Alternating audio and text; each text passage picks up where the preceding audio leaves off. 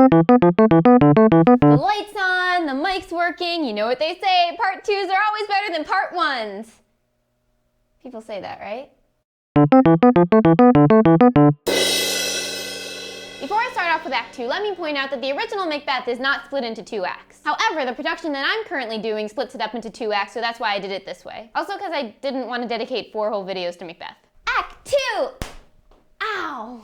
So Act 2 begins with a banquet being thrown by the new king and queen, Macbeth and Lady Macbeth. Banquo's murderers show up and they go over to Macbeth and they're like, "Hey, we got Banquo!" And Macbeth is like, "Great, Banquo and Fleance are dead!" And the murderers are like, "Yeah, about Fleance." Meanwhile, the people at this banquet, including Lady Macbeth, are getting hungry, so they're like, "Hey, Macbeth, come, sit, be with us, because we can't eat until you sit down." So Macbeth goes up to the table and he's like, "There's no seat for me." But everyone can clearly see that there's a seat right there for Macbeth. Except Macbeth realizes that the figure that he sees in his seat is actually the ghost of Banquo. What? So Macbeth flips out, obviously. I mean, what would you do if you see a freaking ghost in your seat? And then the ghost disappears, and Macbeth comes down, and Lady Macbeth is like really mad at him because he's ruining their banquet. And then the ghost comes back, and Macbeth freaks out again, and Lady Macbeth is just like, "Oh, look at what I married." So she dismisses everyone and then turns to Macbeth and says, "You gotta go to sleep." Next scene, the witches again. Double, double, toil and trouble, fire burn and cauldron bubble. You know, like in the beginning of Prisoner of Azkaban? That song. So the witches are just minding their own business, doing magic stuff, and then Macbeth shows up and he's like, "Hey,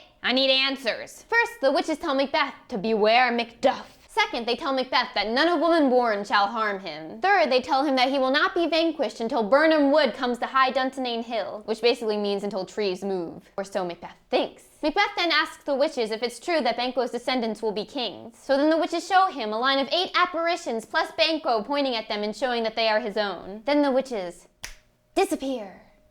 Just kidding, I'm right here.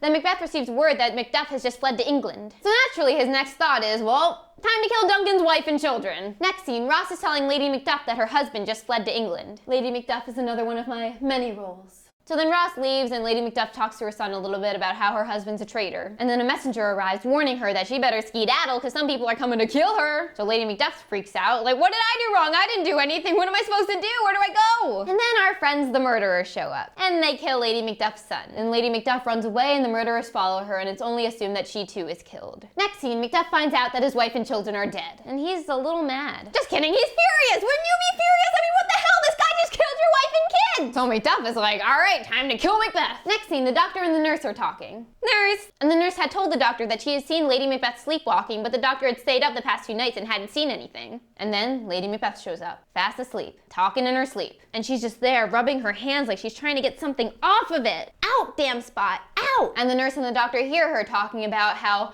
there was so much blood in Duncan and how she can't get the blood stains off of her hands, and they're just like, ooh, we should pretend that we didn't hear this. So first we saw Macbeth kind of losing his mind. Now we see that Lady Macbeth isn't taking the death of Duncan so well either. And by death of Duncan, I mean them killing him. Next scene, Macbeth gets word that there are soldiers coming at him. And he's like, "Let him at me. No one can beat me unless wood start moving and people start not being born of women." And he asks the doctor how Lady Macbeth is doing, and he's saying, not too well. And Macbeth is just like, well, cure her or something, I don't know. Next scene opens with Seward and Macduff and Malcolm and the others, and the only reason why I mentioned Seward is because it's another one of my roles. What is this before us? So they're in the wood of Birnam, and Malcolm says, all right, everyone, cut down some branches to disguise ourselves as we approach the castle. So the wood of Birnam then moved to Dunsinane Hill. Meanwhile, back at the castle, Macbeth's not worried. I mean, he's got a big castle, and then also he's just protected by the prophecy. Suddenly, the cry of woman. And Macbeth says, "What is that?" And Satan says, "It is the cry of woman." And then they find out that Lady Macbeth killed herself. And Macbeth is just like, all right. And then a messenger tells Macbeth that the wood of Birnam is approaching Dunsinane Hill. Oh no, this is bad. Next scene, Macbeth and Malcolm and co are close to the castle. Next scene, Macbeth fights and kills young Seward, showing that he is born of woman. Because only one not of woman born can kill Macbeth. Next scene, Macbeth and Macduff face off. And Macbeth is like, all right, so half the prophecy came true, but I still can't be killed. I mean, you gotta be born a woman, right? There's just no way around this. And Macduff is like, you thought. Because Macduff was from his mother's womb untimely ripped. And Macbeth is like, oh God. Long fight short, Macduff kills Macbeth. And Malcolm is the new king. And that, my friends, is Macbeth. So please like and subscribe if you enjoyed this video, and I will see you next week. Bye! And Macbeth is like, thank you, what? So then Duncan's like, hey Macbeth, let's party at your house. And Macbeth is like, sure, party at my house. It's not like I have any kingly duties to do or anything. I can finally throw this stupid paper away. It's been in my folder for a week. Now it's stuck on my foot.